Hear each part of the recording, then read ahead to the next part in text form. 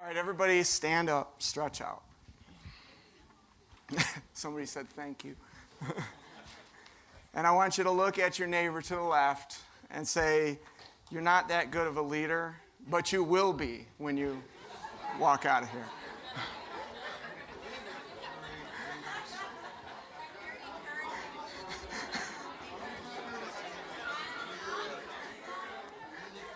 And now I want you to look at the person on your right and just backhand them for saying it. No, I'm just kidding. I'm just kidding.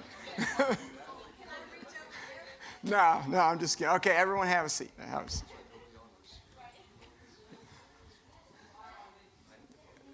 As we talk about multiplication, my heart's racing, right? I got so many things running through my mind. As a matter of fact, I had a whole thing that I had prepared. I completely rewrote it. I had notes. I was going to look at them. Lauren said, you're going to put it in your pocket. I know you. He's right. I got way too much to say. How can I run out of stuff to say? You know, one of the things that I think about is the team that pulled this together.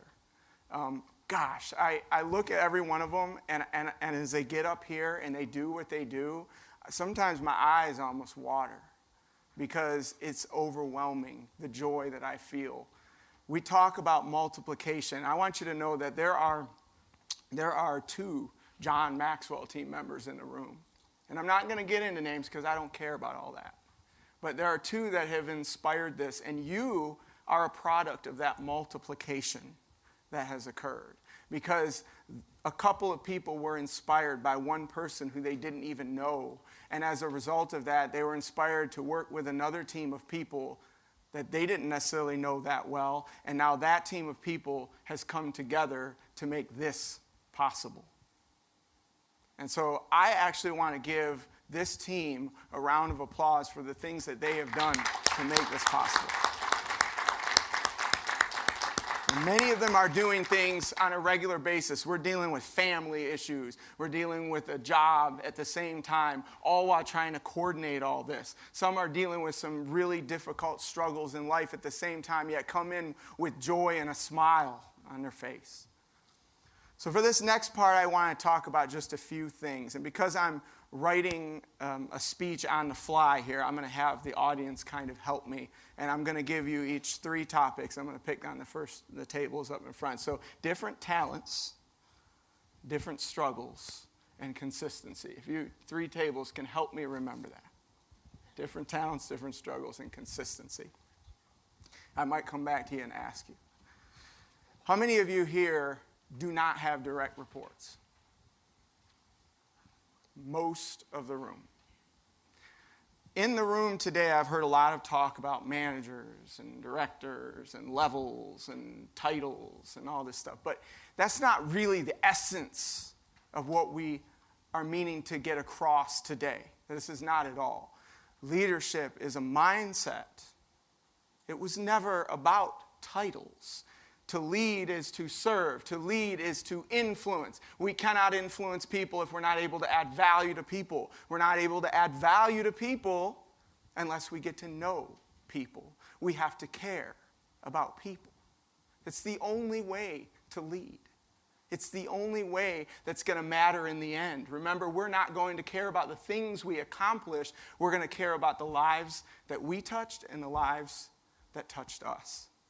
So here's a topic that I'm going to bring up, and this is somewhat of a controversial topic. I think a lot of people are afraid to bring it up, but I'm going to go ahead and bring it up. What about the person, especially if you do report to them, that doesn't buy into the whole servant leadership model? What if they're just command and control? They're a pain in the neck, for lack of a better term. How do we address it? And since we have a room full of folks that are considered individual contributors, I thought it's a good idea to talk about it. So what was the thing that I told you all to remember? Different talents. I don't want a boss. And I want you to think about this in the context of somebody who's difficult to deal with maybe. Maybe right now that's your perception. But I want to challenge it. I don't want a boss that thinks and acts and feels like me. And why is that? Because I'm not challenged. Before I came up here, I told Lawrence, I want you to turn the heat up on me. When I get up here and talk, I want you to tell me everything I didn't do right, and I want you to grill me. Because the truth is, I can't get better unless I take that beating. I hate to call it a beating, but sometimes it's hard to take constructive criticism. And you know what? Even on this team, they make fun of me. They say, oh, every time you talk, you like talking like you're going to the moon or whatever. And I do. I'm very spontaneous. I think out loud, and it's frustrating to some. But then we have team members that get into the details. They want to know every answer to the how question. Every part of the how question has to be answered. And that is necessary. I heard it put this way: the folks who function in why, these are your highly spontaneous folks, they can get you moving. But those who function in the how, make sure you're moving in the right direction. Ain't that the truth? We need each other. So when you're dealing with somebody that's difficult, whether they're your manager or whether they're a coworker, it doesn't matter, right? You need people that are different than you. What was the next one? Different struggles. Every single person in this room gets up every day, puts their pants on just like you, has problems, they have joys, excitements, difficulties, insecurities, things that they can't overcome yet maybe because they're still dealing with something that's deeply seated from long before now. We fail to recognize that. We judge other people by what we see them do, but we judge ourselves by our own intentions. We know the intentions of our own hearts before we move. So it's easy to be gracious with ourselves when we make a mistake. But are we gracious with others? Do we recognize that they too are dealing with struggles, that they too are in a process of growth? So practically, what can you do to address that? Sometimes we expect leaders, especially when we're talking in a hierarchical sense, to always be focused on what they can do to help us, and that's true. But as a servant leader, recognize if it's not about title, do you not yourself also have the same opportunity to go to them and ask them how their day is going? What struggles are going on in their lives? What might be causing them to behave, even if negatively, the way that they are? Have you ever thought to reverse it? The one who's being led ultimately becomes the leader.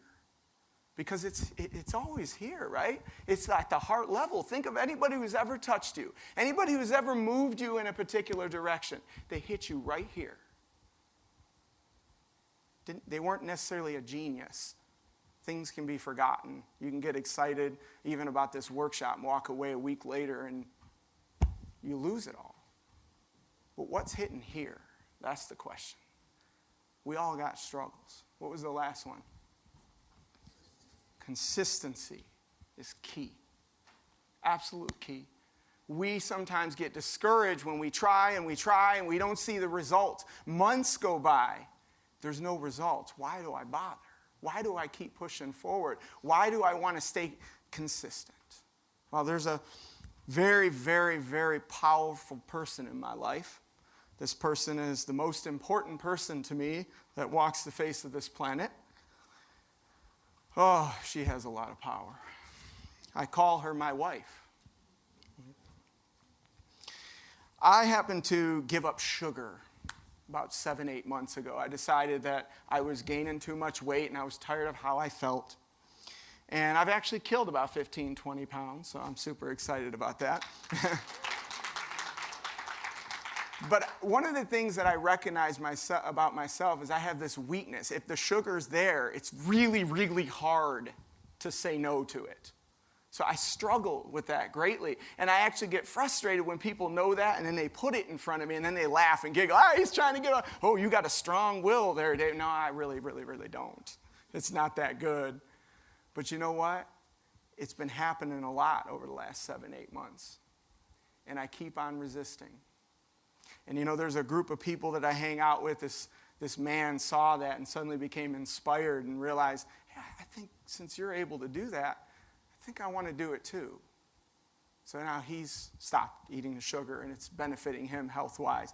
And then my wife, My wife is the one that has the hardest time not bringing the sugar home. She loves chocolate. She loves chocolate. Do you know how hard it is for her to give up chocolate? Like try ripping a tooth out or something. That's what it's like for her.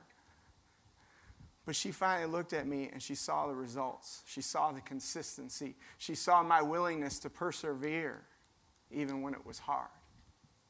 And guess what? As of a week ago, she gave up the sugar too. Now this may seem trivial to you, but what you don't realize is the effects of consistency, recognizing other struggles, recognizing other talents.